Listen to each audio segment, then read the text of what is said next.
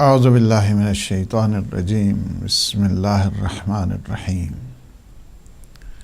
الحمد للہ رب العالمین الصلاة والسلام علی اشرف الانبیاء والمرسلین وعلی آلہ الطیبین الطاہرین المعصومین المنتجبین الہداة المہدیین سیم بقیت اللہ فی العالمین روحی و ارواح العالمین فی مقدمہ الفدا اما بعد فقد قال الامام سید الساجدین زین العابدین علیہ الصلاة والسلام واما حق الجلیس فإن تلین له کنفک وتطیب له جانبک وتنصفه فی مجارات اللفظ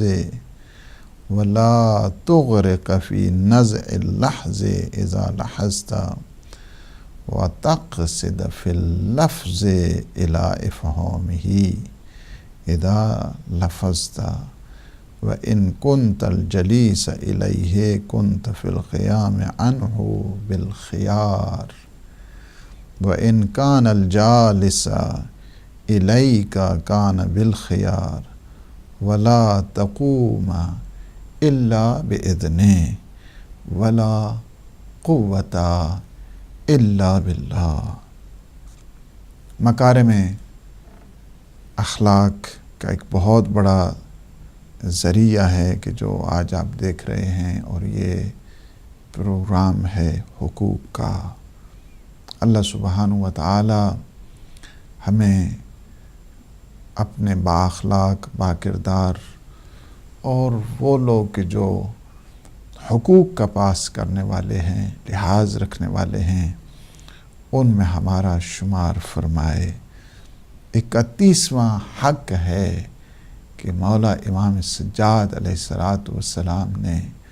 ہماری اخلاقی دینی تربیت کے لیے ایک پورے کا پورا جو نظام ہے ہماری زندگی کا، ہماری حیات کا، وہ عنایت فرما دیا۔ 50 سے زیادہ حق ہیں رسالت الحقوق میں۔ انہی حق میں ظاہر ہے کہ مومنین کے اوپر بھی حق بنتا ہے کہ وہ جائیں اور اپنے آقا اور مولا جن معصومین علیہ السلام کی سیرہ طیبہ ہے اور جو ہمارے رہنما ہیں، مقتدا ہیں، جن کی اطاعت ہم سب پر واجب ہے، اور اس اطاعت کا ایک ذریعہ زیارت ہوا کرتا ہے۔ ہم نے گزشتہ ہفتے آپ سب کی طرف سے مولا امام حسین علیہ السلام کی بارگاہ میں آپ سب کی طرف سے بالخصوص جو محبان ہدایت ہیں، محبان مہدی ہیں، محبان زینب ہیں، ان سب کی طرف سے زیارت بھی پڑھی ہے، آپ سب کے لیے دعائیں بھی کی ہیں۔ اللہ سبحانہ و تعالی آپ سب کی توفیقات میں اضافہ فرمائے، اور جو خواہش زیارت رکھتے ہیں بالخصوص کربلا و نجف، سامرہ اور کاظمین، اللہ سبحانہ و تعالی انہیں توفیق دے۔ اللہ سبحانہ و تعالی یہ اسباب فراہم کرے کہ اپنے مولا اور آقا کی زیارت سے شرف یاب ہو سکیں۔ آج کی جو گفتگو ہے وہ ہم نشین کا حق ہے۔ آپ نے گزشتہ سیشن میں دیکھا ہے کہ ہم نے 2 حصے، آج یہ تیسرا حصہ ہے اسی ڈسکشن کا کہ ہم نشین کا، اور بہت ہی امپورٹنٹ جو ڈسکشن ہے کہ ہمیں کس قسم کا ساتھی چاہیے، ہمیں کس قسم کا دوست چاہیے، ہمیں کس قسم کا رفیق حیات چاہیے، کس کے ساتھ ہماری دوستی ہونی چاہیے، کس کے ساتھ ہماری ایسوسیشن ہونی چاہیے، کس کے ساتھ ہمارا اٹھنا بیٹھنا ہونا چاہیے۔ مولا نے ہمارے لیے نقوش کو واضح کر دیا کہ جو تمہارا دوست ہے، ہم نشین ہے، اس کا تمہارے اوپر یہ حق بنتا ہے، پہلی چیز اس کے ساتھ نرمی کے ساتھ، لینیٹ طریقے کے ساتھ، اچھے انداز کے ساتھ پیش آؤ، اور دوسری بات یہ ہے کہ خندہ پیشانی کے ساتھ اس کا استقبال کرو۔ یعنی یہ نہیں ہے کہ انسان ماتھے پہ بھل پڑ جائیں جب دوست کو دیکھتا جائے، نہیں، دوست آئے تو اسے خندہ پیشانی کے ساتھ اس کا استقبال کرنا چاہیے، اسے ویلکم کرنا چاہیے، اسے خوش آمدید کہنا چاہیے، اور اس کے ساتھ جب گفتگو کریں تو گفتگو میں بھی پولائٹنس کے ساتھ ساتھ انصاف رکھیں گفتگو میں۔ بعض آدمی بولتے جاتے ہیں اور نہیں احساس ہے بابا آپ کے سامنے بھی ایک انسان بیٹھا ہوا ہے، اس کو بھی حق دے دیں بولنے کا۔ نہیں، ہم لوگ نہیں کرتے ہیں، بعض اوقات کوئی بادر ہی نہیں کرتا۔ انصاف رکھیں۔ انصاف کا تعلق فقط ایک لحاظ کے ساتھ نہیں ہے کہ ہاں جی کوئی کورٹ میں کوئی مسئلہ آ گیا تو اس کے بعد انصاف ہونا چاہیے، بلکہ انصاف کا تعلق گفتگو کے ساتھ بھی ہے، آپ کے کھانے پینے کے ساتھ بھی ہے انصاف کا تعلق۔ جسٹس کو انسان بروئے کار لائے۔ دوستی کے لیے بھی آپ کو چاہیے کہ انصاف سے کام لیں، اور یہ نہیں ہے کہ گفتگو کر رہے اس کی گفتگو کو نہ سنا جائے، یہ بھی ٹھیک نہیں ہے۔ اپنی توجہ کو اس سے نہ ہٹائیں، اور پھر یہ ہونی چاہیے کہ جب آپ گفتگو کریں تو گفتگو افہام اور تفہیم کے لیے ہونی چاہیے، آرگومنٹ کے لیے نہیں ہونی چاہیے، یا آپ اپنی علمیت کا جو اظہار ہے وہ کرنا چاہیں، وہ نہیں ہونی چاہیے، بلکہ سمجھانے کے لیے ہے، انڈرسٹینڈ کرنے کے لیے، تاکہ اسے انڈرسٹینڈ کرائیں، تاکہ اسے سمجھائیں، اس لیے گفتگو ہونی چاہیے۔ اور پھر اگر اس نے ہم نشینی میں تم سے پہل کی ہے تو پھر اسے اختیار ہے، جب وہ چاہے وہ اٹھ کے چلا جائے، لیکن اگر اس نے تم سے کیا کیا ہے، پہلے ہم نشینی کا آغاز کیا ہے، وہ آگے آپ کے پاس، آپ نہیں، آپ کہیں تو آپ کو جب بھی چاہیں آپ کو اختیار ہے، آپ اٹھ کے چلے جائیں، لیکن اگر اس نے آغاز کیا ہم نشینی کا، آپ کے پاس آ کر بیٹھے ہیں، آپ کے پاس رفاقت کی ہے، آپ کے ساتھ ایسوسیشن کیا ہے، آپ کے ساتھ گفتگو کا وہ کیا ہے سلسلہ، تو پھر کیا کریں، آپ نے اٹھنا بھی ہے تو اس سے اجازت لے کے اٹھیں، تاکہ وہ دل سرد نہ ہو جائے، تاکہ وہ ذہن میں اپنے دماغ میں کوئی چیز نہ لے لے کہ ہاں جی یہ کتنا کیسا آدمی ہے، کیسا دوست ہے۔ تو دوستی کو برقرار رکھنے کے لیے جو سارے خد و خال ہیں مولا نے واضح کر دیے، تو فرماتے ہیں کہ اس سے اجازت لے لو کہ جب تم نے اٹھنا ہے۔ فرماتے ہیں کہ یہ جو سلسلہ ہے نا، خدا کی طاقت کے علاوہ کوئی طاقت نہیں، اسی سے طاقت طلب کیا جائے، تب ہی جا کر ایک انسان جو ہم نشین ہے اس کے حق کو انسان ادا کر سکتا ہے۔ اس سلسلے میں ہماری جو گفتگو ہے، دیکھیں ہم نے اس کے سلسلے میں یہاں تک کہا ہے کہ دوست کی پہچان ہونی چاہیے۔ ہر ایک دوستی کے قابل نہیں ہوا کرتا ہے، دوست اس سے بنایا جائے کہ جو اس کی کوالٹی رکھتا ہے، ورنہ درد سر ہے اگر ایک انسان ایسے کو کہ بالخصوص کہ جو لوگ جاہل ہیں، جو لوگ احمق ہیں، جن لوگوں کے ہاں کوتا فکری ہے، ذہنی لحاظ سے تنگ ہیں، ان کے ساتھ دوستی بجائے ہیڈک کے، بجائے انسان کی خوشی کے، ہر دم غمی کی صورت بنا کرتی ہے۔ اور عقل مند انسان، سینسیبل جو مین ہے، یا جس کو کہا جائے کہ ایک عقل سے سرشار یا عاقل دوست، بہت بڑی اللہ سبحانہ و تعالیٰ کی طرف سے نعمت ہوا کرتی ہے۔ اس وجہ سے کہ مولا کائنات نے بھی فرمایا کہ غریب وہ نہیں کہ جس کے پاس مال نہیں ہے، فقیر اسے کہتے ہیں کہ جس کا کوئی اچھا دوست نہیں ہے۔ اچھا دوست بہت بڑی نعمت ہوا کرتا ہے، جو آپ کے دکھ درد میں شامل ہو جائے، آپ کے دکھ سکھ میں وہ شامل ہو جائے۔ آج ہم ان کچھ کوالٹیز کو بتائیں گے کہ، اور ہم آبزرو بھی کریں گے، دیکھیں گے کہ ہمارے جو سراؤنڈنگ ہے، کیا ہمارے پاس ایسے دوست ہیں؟ اگر ایسے دوست نہیں ہے تو ہمیں دوست تلاش کرنا بھی ایک ہنر ہوا کرتا ہے۔ ہر ایک دوست نہیں ہوتا ہے۔ دوست کی یعنی رفیق شناسی جس کو کہتے ہیں، دوست شناسی جس کو کہا جاتا ہے، یہ بھی ایک بہت بڑا ہنر ہوا کرتا ہے، ایک بہت بڑا فن ہے کہ انسان صحیح ایک بامغز قسم کا ذہین اور فطین سمجھدار انسان وہ دوست ہو جائے، اسے تلاش کرنے کی ضرورت ہے۔ تلاش کرنے کی ضرورت ہے، اس کے لیے جستجو کی ضرورت ہے۔ راستے میں آپ کو اسی طرح دوست نہیں مل جاتے ہیں۔ آپ کو اچھے دوست آپ کو اہل بیت علیہ السلام کے گھروں سے ملیں گے، مرکز اہل بیت کے گھروں سے ملیں گے، حسینیہ اور مسجد سے ملیں گے۔ جس طرح حضرت امام حسن عسکری علیہ السلام، امام حسن مجتبیٰ علیہ السلام کا فرمان ہے کہ آپ کو مسجد سے 8 بڑی نعمتیں ملتی ہیں، ان میں سے ایک یہ ہے کہ آپ کو اچھے دوست ملتے ہیں وہاں پہ مسجد سے۔ آپ کو بازار کوچوں میں اچھے دوست نہیں ملا کرتے ہیں، اچھے دوست کو تلاش کرنا پڑتا ہے، زحمت انسان کو اٹھانی پڑتی ہے۔ اسی طرح نہیں ہاں جی گئے تو بس ماشاءاللہ جی بڑا اچھا دوست، نہیں، ایسے نہیں ہے۔ آپ کو دوست ملیں گے، آپ کو حج کے دوران ملیں گے، آپ کو زیارات کے دوران ملیں گے، آپ کو مرکز اور اپنی مسجد میں ملیں گے، آپ کو حسینیہ سید الشہداء میں ملیں گے۔ اسی طرح آپ کو نہیں ملیں گے، گلی کوچوں میں نہیں بیٹھے ہوئے ہیں، بازاروں میں نہیں ہیں، آپ کو ملیں گے۔ آپ کو ایک جگہ بتا دی گئی ہے کہ وہاں سے آپ کو اچھے دوست ملیں گے۔ اچھے دوست کی کوالٹیز کے سلسلے میں آپ سے بات ہوئی ہے۔ آج دیکھیں ایک واقعہ ہے کہ ایک دفعہ فاضل مروان ایک منسٹر گزرا ہے، یہ معتصم عباسی کے دور میں، یہ بڑا یعنی اپنے لحاظ کے ساتھ اس کی بڑی پی آر بھی تھی،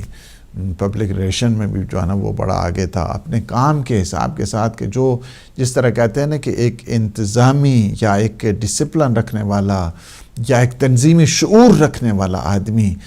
وہ یہ فرد تھا، بڑا اس لحاظ کے ساتھ یہ مشہور بھی تھا۔ اس نے ایک دفعہ چاہا کہ معتصم عباسی، اسے جو حاکم ہے، بادشاہ ہے، اس کو اپنے ہاں دعوت کرے۔ اس نے دعوت کی، اس نے دعوت قبول کر لی۔ اس نے بھی بڑا وہاں پہ ایک خاص قسم کے اہتمام کیا اور انتظام کیا، بڑے گاؤ تکیے لگائے گئے، بڑے قالین بچھائے گئے، بڑے زرق اور برق قسم کے بستر اور پتہ نہیں کیا سے کیا جو ہے نا جس طرح ہمارے ہاں ہوتا ہے، قیمتی قسم کے رنگا رنگ قسم کے، اور وہاں پہ جس طرح آپ کہتے ہیں ریڈ کارپٹ بچھا دیا گیا، گاؤ تکیے لگا دیے گئے، ایک عجیب جواہرات کے ذریعے ایک ہر طرف سے گلدستے اور خوبصورت ایک انوائرمنٹ جو وہاں رکھی، بڑے قیمتی قسم کے یہ سارے کے سارے سلسلہ۔ اور وہاں پہ چوں ہی آتا گیا، مطلب اس کا یہی تھا کہ معتصم عباسی کے ہاں میری اور ویلیو بن جائے، لوگوں کے وہاں بھی واہ واہ ہو جائے، ہاں جی ماشاءاللہ جی کیا بات ہے ان کی۔ پہلے بھی وہ اپنے کام کی وجہ سے بہت مشہور تھا، اور پھر یہ ہے کہ زیادہ رفاقت، زیادہ قربت اس کو ہو جائے گی بادشاہ کے ساتھ اور حاکم کے ساتھ۔ جب معتصم عباسی وہاں پہ گیا تو اس نے کہا ہے منسٹر اور اس حالت میں رہ رہا ہے کہ جہاں کہ اس کی دیکھیں، اس کی قالینوں کو دیکھیں، اس کی وضاقتوں کو دیکھیں، اس کے اٹھنے بیٹھنے کا انداز دیکھیں، یہ وہ بہت اندر سے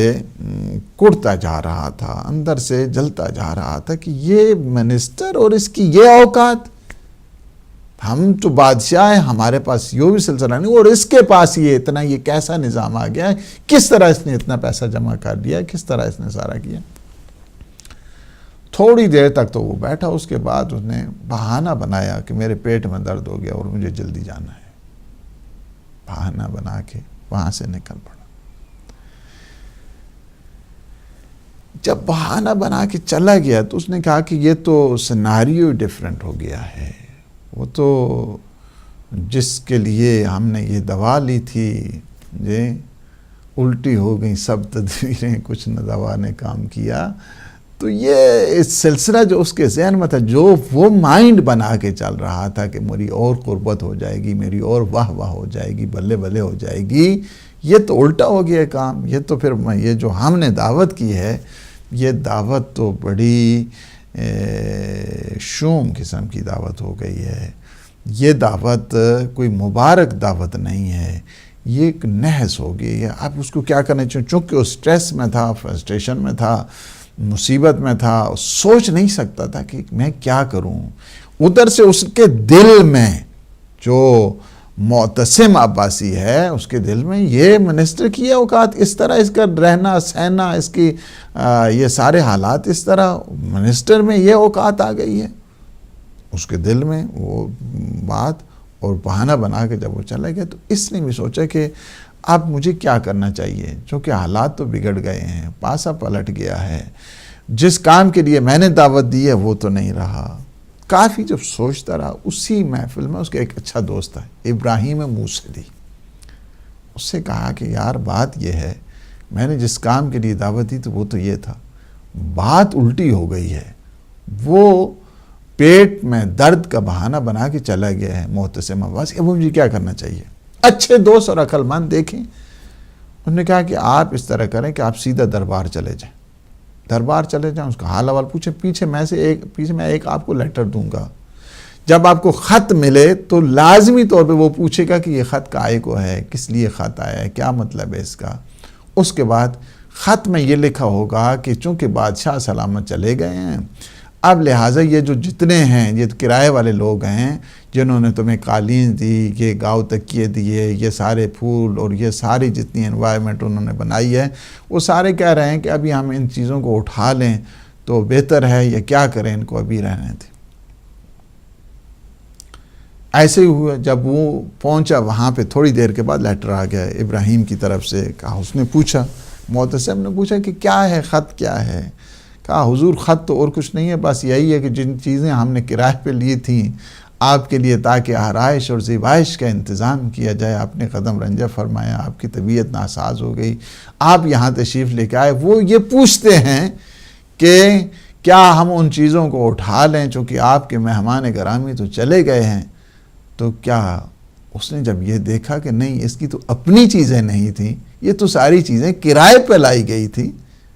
وہ فوراً ایک دفعہ زور سے ہنسا اور کہا کہ اچھا آپ نے ویسے بڑی زحمت کی ہے۔ فوراً اس کے دل میں جو کدورت تھی، رنجش تھی، پیٹ میں درد کچھ نہیں تھا، پیٹ میں درد بھی ٹھیک ہو گیا، ہنسی مذاق اس نے شروع کر دیا۔ یعنی بات یہ ہے کہ اگر آپ کو اچھا اور ذہین اور فطین اور عقل مند قسم کا دوست مل جائے تو سناریو کی بدل کے رکھ دیتا ہے، حالات کو تبدیل کر کے رکھ دیتا ہے۔ یہ چیز ہے، اسی وجہ سے امیر المؤمنین علی ابن ابی طالب علیہ السلام فرماتے ہیں لا علیک ان تصحب ذا العقل وان لم تحمد کرمہ ولکن انتفع بعقلہ، فرماتے ہیں اس میں کوئی یعنی معنی نہیں ہے، کوئی مذائقہ نہیں ہے کہ ایک عقل مند آدمی کے ساتھ آپ کی دوستی ہونی چاہیے، اگرچہ وہ اخلاق کے لحاظ کے ساتھ ٹھیک نہیں ہے، آپ اس کی بد اخلاقی میں شامل نہ ہوں، لیکن جو اس کا عقل ہے، فہم ہے، ادراک ہے، اس سے تم فائدہ اٹھاؤ، اس میں کوئی نہیں عقل مند۔ کیوں ہمارے ہاں کہتے ہیں کہ عقل مند کی، وہ کیا کہتے ہیں کہ بے وقوف کی دوستی سے عقل مند کی دشمنی بہتر ہے۔ عقل مند جو ہے دشمن ہوتا ہے، وہ اس طرح نہیں آپ کو ذلیل کرتا ہے، لیکن بے وقوف چونکہ وہ دوستی کے چاہتا تو یہ ہے کہ آپ کو نفع پہنچائے، لیکن ہمیشہ نقصان ہی پہنچاتا ہے۔ لیکن عقل مند دشمن بھی ہے نا، تو آپ کو نقصان نہیں پہنچاتا، وہ عقل کے ساتھ کام کرتا ہے۔ امام علیہ السلام فرماتے ہیں کہ عقل مند کی جو دوستی ہے نا، اس کے عقل سے تم فائدہ اٹھاؤ، اگرچہ وہ اخلاقیات کے لحاظ سے اچھا نہیں ہے، اخلاقیات کو رہنے دو اپنی جگہ، اس کی اخلاقیات پہ مت جاؤ، اس کے جو مثلا اس کی اگر طبیعت وہ اس میں عالی شان اور وہ نہیں ہے سلسلہ، اس کو رہنے دو اور تم اس طرف مت جاؤ، لیکن اس کے عقل سے تم فائدہ اٹھاؤ، عقل سے تمہیں فائدہ اٹھانا چاہیے، منفعت تمہیں لینی چاہیے۔ اسی طرح انہی شرائط میں سے ہماری جو گفتگو ہو رہی تھی، انہی شرائط میں سے یعنی کیا ہے کہ ہم نے عقل مند قسم کا جو دوست ہے اس سے تلاش کرنا ہے، جستجو کرنی ہے۔ اسی طرح آپ کو کوچہ و بازار سے نہیں ملے گا، اس کے لیے محنت چاہیے، آپ کو زحمت کرنی ہوگی، زحمت اٹھانی ہوگی۔ آپ جذبات سے کبھی دوستی کا فیصلہ نہ کریں، ایموشنز کے ذریعے کبھی دوستی کا فیصلہ نہ کریں۔ پھر انہی دوستی کی جو شرائط ہیں کنڈیشن میں ایک یہ ہے کہ وہ شخص پاک دامن ہونا چاہیے، عفت و پاک دامنی اس میں ہونی چاہیے، گناہوں سے آلودہ نہ ہو۔ اسی وجہ سے امام زین العابدین علیہ السلام فرماتے ایاک و مصاحبۃ الفاسق، ڈونٹ فرینڈشپ ود سنر، وہ جو گناہوں کی آلودگی میں خود گرفتار ہے وہ تمہیں کہاں گناہوں سے بچائے گا؟ لہذا گناہوں جو آلودہ ہے اور گناہوں کی دلدل میں گرفتار ہے، اس کے قریب تم مت جاؤ، نہ اس کے ساتھ تمہیں دوستی، وہ دوستی کے قابل نہیں ہے۔ ہمیشہ عفیف قسم کے اور پاک دامن قسم کے لوگ جو زندہ دل ہیں وہ افراد، ان کے ساتھ تم دوستی کرو۔ جو پاک لوگ ہیں ان کے ساتھ تمہیں دوستی ہونی چاہیے۔ وہ لوگ جو دین اور تدین رکھنے والے ہیں ان کے ساتھ تمہاری دوستی ہونی چاہیے۔ گناہگاروں کے ساتھ، آلودہ افکار رکھنے والوں کے ساتھ تمہاری دوستی نہیں ہونی چاہیے۔ اسی لیے ہے، اور نہ ان کے ساتھ کسی انسان کو ایسوسیشن رکھنی چاہیے، نہ ان کے ساتھ مجلس و محفل ہونی چاہیے ایسے، اس وجہ سے کہ وہ بہت جلدی اپنے اثرات تم پر مرتب کرتے ہیں۔ ایک مختصر سی بریک ہے انشاءاللہ، ہمیں اس کے بعد آپ کی خدمت میں حاضر